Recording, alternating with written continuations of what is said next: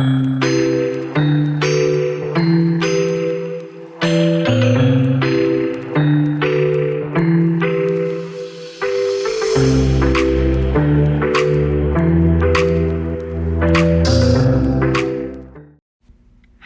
this is the Flaming Rubber Duckies group. I'm Macy, and I'm going to be speaking for the group on behalf of the introduction of our podcast.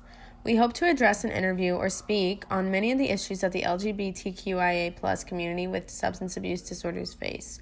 We're creating a podcast with hopes that this type of media will be more widely distributed and available to all members of the public. We have evaluated the resources available based upon our camp project and are reflecting on areas of support that could be improved for the future. So I'm here with my very best friend for several years now, Erica Sarame. She's an outstanding person. She's currently in her graduate counseling program at the University of San Francisco. So she is just kicking butt all around. She's also like super crazy involved in basically like psychology, treatment, all of that stuff. She's actively a case manager at the Asian American Recovery Services, which is a nonprofit in the Bay Area. And again, she's had so much extensive experience in working with marginalized communities for over 6 years now. And in addition to that, she is aware of the challenges in the LGBTQIA plus community by proxy of exploring her own identity and helping others to do the same. So again, she's just been like my number one peer, supporter, counselor, mentor, all of those things. And my very, very best friend. So I'm super excited to be able to have her here to be able to share her expertise and her knowledge on the topic of, the intersectionality of the LGBTQIA plus community with substance use and addiction. So thank you for being here. As always, I love talking to you. I feel like we always have really profound conversations. So I do have a timer so that we can make sure we stay on topic. Otherwise, we'll just go off and, have our usual conversation. So without further ado, I'll go ahead and get started and jump right in. So Erica, my first question is, well, I'll just frame it like this. Okay, so treatment is reactionary to larger systemic issues that negatively impact mental health and physical well-being. In what ways would society need to change in order to eliminate a high prevalence of substance use disorders in the LGBTQIA population? Sorry, Well, that's a long question. Good. I just want to say first is thank you so much for inviting me here, and let me go into this question. So I feel like this question specifically, just in general, especially working with marginalized communities, is that giving somebody a diagnosis, even though we need that for insurance, we need that for the county, we need that for reasons, like a plethora of reasons, I do feel like it's not going to help, especially these marginalized communities, especially with substance disorders. So if we're already assuming that they already have a substance disorder and diagnosing them with that, it's just this ongoing cycle that, oh, I'm going to have this for the rest of my life. So yeah, that's definitely a good point. I want to bring emphasis to the fact that you did address the necessity of it for like diagnostics, right? For like insurance. Yeah. So how do we exactly go about treating people like, for you as a case manager, like how do you address treatment protocol without diagnosis? If I was working in a private practice, I wouldn't diagnose, but I'd also just say, like, if they wanted a diagnosis, it'd be like temporarily you are currently experiencing substance use disorder. Like saying it as a more timeline thing, because somebody who is diagnosed with substance use or depression or anxiety, they're already assuming that they are going to have this anxiety, depression, or substance use for the rest of their life. Oh, I see what you're saying. That's a good point. So even if they're doing good, they're going to have that fear like, oh, I'm going to hop into this substance use, or I'm going to hop into this depression. So especially with the LGBTQIA and diagnosing with the DSM-5 is really like, I don't like how it's like it needs to be updated with certain things, especially with that community, because it's definitely not, what do you say, informed on certain diagnoses. So I feel like it just needs to be reevaluated in general, because there is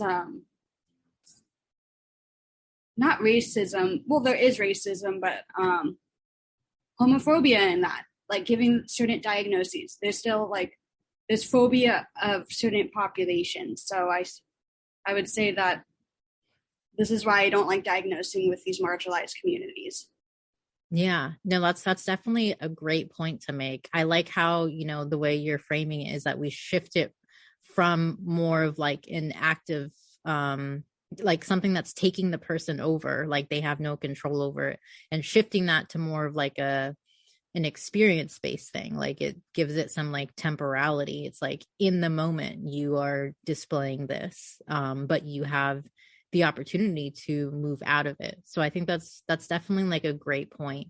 So then do you think that should be, I guess, like integrated into the idea of like comorbidity as well? Because they typically like say that, this community has, they have comorbidity with like depression, anxiety, substance use. Do you feel like all of those things could also be addressed without diagnosis? I feel like they can. It's just the current structure we have, it's not doable, if that makes sense. Yeah. And I do say that like most of these things, like identifying who you are is a part of the process, but it's not the diagnosis. Yeah. With culture and identity, I think it's a factor that you need to consider when you're supporting a client. But I think often, especially with working this population, sometimes in healthcare workers or therapists assume because this is part of their identity that they need to diagnose in a certain way. Yeah. That's definitely, you always drop in knowledge.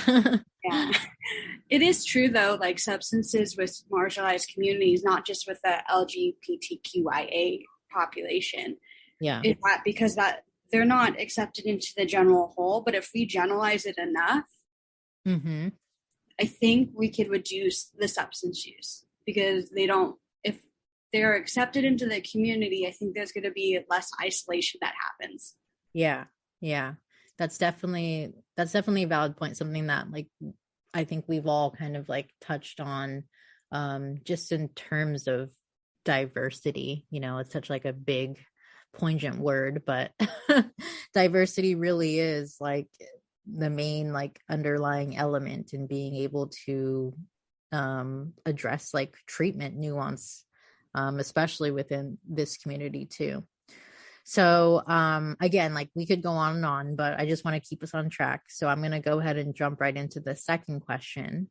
If a facility is not LGBTQIA plus friendly or competent, but wants to improve their resources for this community, what are some ways they could accomplish this? I think it's just having the education and educating their staff. It's not just like putting the flag up and saying we're LGBTQ friendly, because that's still not enough. It's kind of the same thing with diversity, where people are like, we're diverse, but then they only do like one thing about, like, they do Black History, but we don't talk about Black historians. Like, it's a thing where the same thing with this population, where it's like we just need more education, and with enough education, being connected with your community resources, which I often do with my current job, is connecting people who are seeking this information. But I feel like everybody should be connected with these resources just to be informed. Yeah, no, I definitely agree with that. But I just kind of want to pose as devil's advocate really quickly. Like, do you think that it's possible to go from like 0 to 100 basically in terms of like becoming competent? Or do you think that that's something that should kind of like be, I don't know, like manifested at the get-go? Like we should have specific treatment centers like for LGBTQIA plus. Yeah. Currently, I would say that just like my nonprofit, it's specifically geared for Asian American recovery services, but generally we take any marginalized community member, or not community member, like we take any client from the community, if that makes sense. Yeah. But we do need these centers because obviously we can't just enact education of this population and like standard education, because it's just with politics and everything, and it's not, sadly, the right word, is that feasible? Yeah. Right. Yeah. So I think it's just, we need to start through the grassroots of organizations and build up to have greater awareness. But I think it's just also too, if we can slowly create those organizations and become part of like the community and breaking some stigmas, that's where we can change some things and hopefully get into more law and politics through that. Yeah, definitely. Okay, so kind of like going along with this like idea of integration, I'm gonna pedal backwards and be devil's advocate again, just because I've had this thought actually. Yeah. What about just not allowing, okay, this is gonna sound kind of like exclusive, I guess. I'm not like trying to be, this is just for the sake of conversation. Why not just only allow people who actually identify as like LGBTQIA plus to essentially like work in roles that, you know, address these issues with the population? Like, why, I guess, allow there to be kind of like this investment in resources for people who are not? Why not just make it exclusive? Wait, can you like rephrase the question one more time? Because I'm kind of confused. Yeah. So you know how like with casting roles, right? Like in the past, when they had like a Black character that they were trying to portray, they would sometimes like cast a white person and then like make them appear Black. So in that same kind of like ideology, like why not just like for certain like programs or like treatment facilities, like why not just hire and look for only LGBTQIA plus identified people to serve in those roles? Like, you know what I mean? Instead of kind of trying to be like, hey, like this facility or like treatment program wants to be LGBTQIA plus like competent, but they need like all of these different like programs and stuff like that to implement, you know, to get there. Why not just let it be, you know, like non-competent? And why not just let there be more like funding, or just like allow that space to be held specifically for LGBTQIA people? You know, like why do we have to like allow other people who don't identify to like be in those roles to serve people who do identify? It just seems paradoxical a little bit.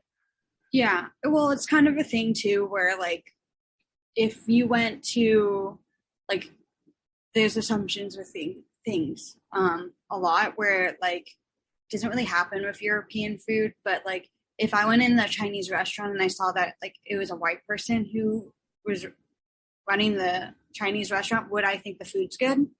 Yeah. Type of thing. Like that's kind of the similar thought I'm having. But, yeah. I love that analogy. That's perfect. That's exactly what I'm trying to say. Because I mean, everyone has that a little bit, right? Like when you have this like expectation of like how things like should be or how they're going to be, like, you know. Well, that's why like I was really thorough on the program that I was picking, because I wanted to understand like diversity in its depths, because like not just from, you know, a Caucasian white male perspective that mental health has always been through. I wanted a other perspective because I'm not a white male. Yeah. So like same with the LGBTQ community. It's like, I now know it's a position where we have diversity coordinators to create understanding diversity and creating that more in the like workforce in different companies. We also need probably a subset for LGBTQ communities. Yeah. And that's what I'm trying to speak to is like, should they really only hire people who identify as that? Because I feel like it will honestly, in my opinion, make like treatment and, you know, the person feeling like safe and connected. It will make that more like effective, you know? Yeah. And it can help for sure, but it's also too like everybody has their own perspectives and their own journeys and stories that like even if this person was LGBTQ plus, the person who could come in could be having a whole different story and be like, I can't relate. But I think this is why we like having a coordinator, but also educating the general staff just to treat this person as a person and how they want to be treated, just like everybody else wants to be treated, is the goal, you know? Like everybody just wants to be understood. So when there's not a what you call it, why am I blanking on the type of bathroom, but like a all gender bathroom, that makes somebody not feel welcome, you know? Yeah. So I think it's the like steps of creating these, like I said, we're doing grassroots organizations, but yeah, creating these roles of people understanding these marginalized groups to help create more accessibility. Yeah. Well, I'm just going to wrap up. I feel like this talk has been so informative for me, just hearing like your own thoughts and ideas, some things that I haven't even considered before. So I'm very, very grateful. I look forward to seeing what you do in the future. I know I'll kind of be right along with you. So I'll kind of experience with you in all your success, but watch out, world, because Erica Sarame is going to change you. Hello, everyone. My name is Michelle Canine, and my question that I'm going to be exploring today is what are small changes that would have a great impact on the well-being of the queer and trans community? So this question comes after a larger conversation about bigger things that would really need to change in order for the queer and trans community to be properly served and taken care of within the system of mental health care, and also within the larger system of our society here in the U.S. And that can feel really daunting. I know I do a lot of social justice work and advocacy work, and most of the time it's really hard to have a clear win. You know, it's always really messy. There are a lot of things that can knock you down and make you feel defeated. Which makes the wins all the more fulfilling, but it can be really challenging to look at this system that's been in place for many, many years and look at it and say, oh my God, how do I dismantle this? I know it's not working. I know it's wrong.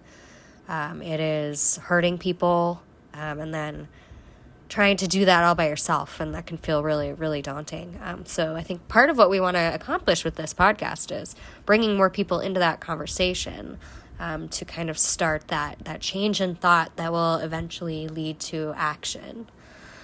So some things that I think would have a great impact on the well-being of queer and trans folks just now are small things. They're not passing laws that prohibit you from saying gay in schools. They're not protesting drag queen story hours. They are acknowledging the queerness around us in nature, which is what one of our professors, Dr. Hita, said in class, which I really, really resonated with me. I think education is also really important, and I know that kind of covered that before me when they were talking about practitioners being really educated. And I think education is something that you can easily provide people, but you can't make them internalize that education. That's something that everybody has to do on their own and kind of take their own responsibility. So I think a small thing that each one of us can do is take our responsibility for our own education and our own emotional and mental investment in that education. Because if you just look up the difference between cisgender and transgender people or non-binary people, you have a great Merriam-Webster definition. But if you don't go out and talk to people who identify that way and really connect with them on a human level, then you're not going to have the kind of stake in the change that we want to see, that we need from you. So those are some things that I think would really help. I also think that we need to stay in a space of compassion for those who are actively hating rainbow humans and those who are actively working against rainbow humans, and even those who may be hurting rainbow humans, because we can't make progress if we just cancel those people.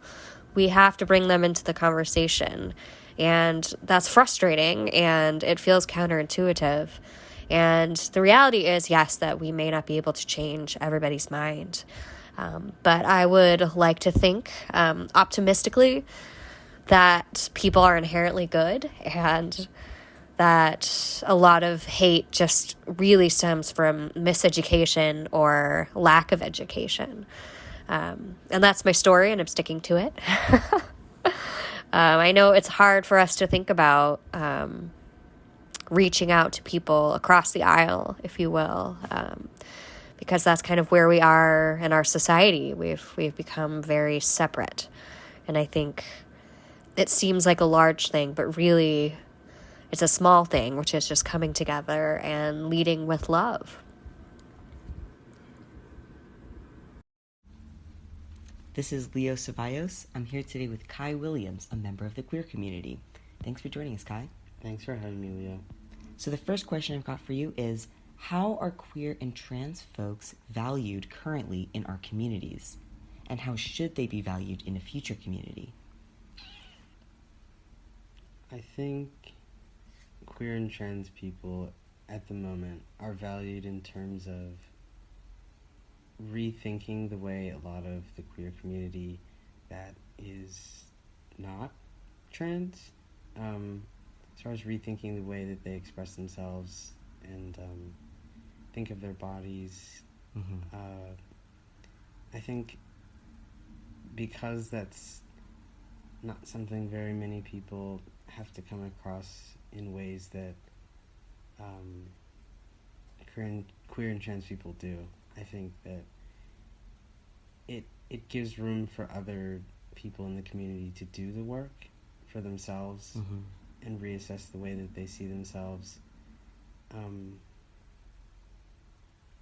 And I don't know. I think in the future, I think it would be even more valuable for queer and trans people to be seen as not so much of a radical outlier. I think I've heard of a lot of people think of, being queer or trans is like, too far or just so out there, when I think a lot of the community is already using thought points from those groups to express themselves and move about the world comfortably. And I think, I guess normalizing the way that queer and trans people think about their bodies, and we're not, well, I'm trans, but we're not some edgy outlier, I guess, of the community. We're a very integral part of it, and I think that it's seen that way maybe because people think that the way that they interact with other people, perhaps with sexuality, is more mild than in terms of how they think of themselves. And what we're doing is monumental. I think it's very impressive, and I don't know. I guess to sum it up, I believe that we should be seen as, I guess, just normalizing queer and trans people. People should be more comfortable with that idea. Thinking about themselves, caring for themselves, having autonomy over their bodies, taking control when it comes to healthcare, self-expression. It shouldn't be that radical. I think everyone deserves that right, and it shouldn't be outrageous when we do it, I guess. Absolutely. Thank you for that beautiful answer, Kai. Thank you. The fourth question was, what would an integrated healthcare system look like in this future community? What would it include that we would not immediately think of? So as a pre-med student, integrative healthcare systems are critical and something I've studied in several of my courses. In particular, cultural competency largely plays a role in establishing an inclusive and successful healthcare community. While we may not immediately think of this, we oftentimes think of an integrative healthcare system, including affordable healthcare, insurance plans, and proper treatment. All patients need to be physically and emotionally treated with a certain standard of care, which is, ever changing depending upon the patient's identity and needs. When discussing the LGBTQIA plus community, it is essential that physicians understand the stigmas, bias, and discrimination that this group often faces from the public. It's potential that members of this community may not feel comfortable or safe going to a healthcare provider with issues such as substance abuse, which is why it's critical for us to create a culturally competent healthcare system that no matter the patient's needs or identity or feelings, they're always welcome and treated correctly. More specifically, with substance abuse treatments, healthcare systems should provide individuals, with clean needles, medication, supportive rehabilitation, and affordable healthcare. Many of the rehabs that our group had researched offered these, but in the future, I'd hope to see improvement in the amount of facilities that offer such competent healthcare and a wider variety in the greater Phoenix area. Hi there, Melissa. The question that I've got for you is, should integrated care for LGBTQIA folks be separate from other integrated care facilities? Why or why not? And what are some benefits or drawbacks? Okay, thank you, Leo. Well, I am Melissa Richardson Hall, and I am identifying as LGBTQIA plus, as I am intersex and animal spirited, and I've had both straight and gay experience. I identify as pansexual, because I've had various experiences as well, and bisexual. Mm-hmm. So you're definitely qualified to speak on this. So I'm not speaking because I love to talk. I am qualified to speak on this as a 50-year-old poly being. And that means that I believe I am partially animal spirited as well. Mm-hmm. As a Native American, and, just an adult soul in general. So, to answer your first question, yes, due to recent law, there should be safe spaces for integrated care due to the lack of equality that has come down the pike with the Don't Say Gay bills, both in Florida and in Arizona. Mm-hmm. There's also the recent law of you cannot, what's the name of the law where you can't, play sports if you're trans? Oh, there's all sorts of transport bills going through right now. I can't remember the one in Arizona. Yeah. As we're speaking, this is April of 2022, so we're seeing a lot of these bills being introduced. Yeah, and you cannot play sports if you're trans. Well, I am intersex, and I have dealt with a lot of my, I want to make sure I'm careful how I say this. I have acquaintances that I've gone to vacation with who are transgendered, and we are people. They are people. Mm-hmm. And if you're transgendered female to male and you still want to play sports, if you're transgendered male to female. You should be able to play sports and not have backlash. You should be able to say the words homosexual, pansexual, gay, and I don't mean happy, because who's happy all the time? You should be able to be who you are, because that is how the original, there's a book called The Beginning and End of Rape, and it talks about how the Caucasian Europeans stole everything from the Native Americans. And in the Native American culture, you could be who you were and be blessed by who they call the Great Spirit, and not have to worry about any backlash. It's only because of European influence and the Catholic and other organized religions that say, well, you have to whiten your skin, you have to be, a certain weight, you have to be straight.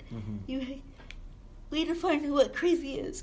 We may be the craziest white men in the room, but you are crazy if I don't understand you. That's how they define crazy.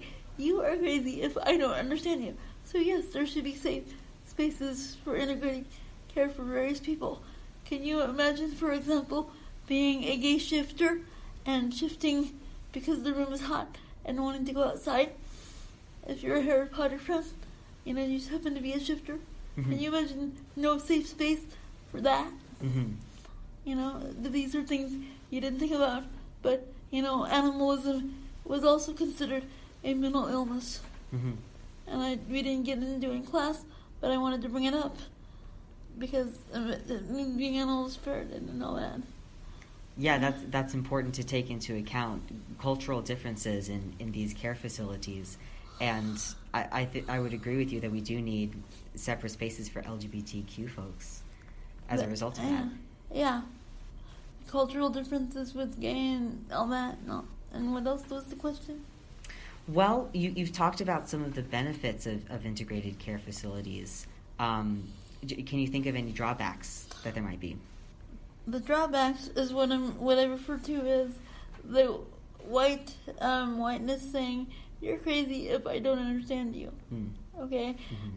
Well, why do you need this funding? I've ran into this so many times as a disabled individual. Well, why do you need this funding? We need to justify this. They'll look for reasons not to justify it on a spiritual basis or on a religious, kind of a religious basis, or, I don't want my child identifying as pansexual at the age of 5. Well, you don't have control over it. They do. Okay? And because the argument with Governor Santos in Florida was that was only for the little kids, for the don't say gay. Well, if you can't say who you are, like I said, well, the drawback is that we won't get what we need because people are scared of what they don't understand. And it's like, you're crazy if I don't understand you. And that drives me absolutely insane.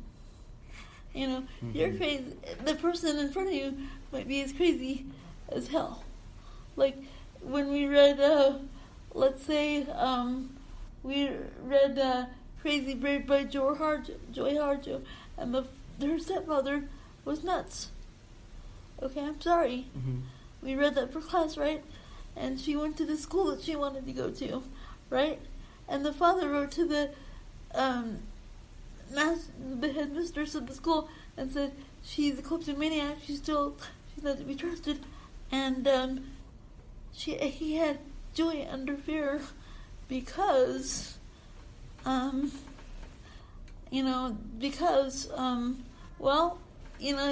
all the control he had.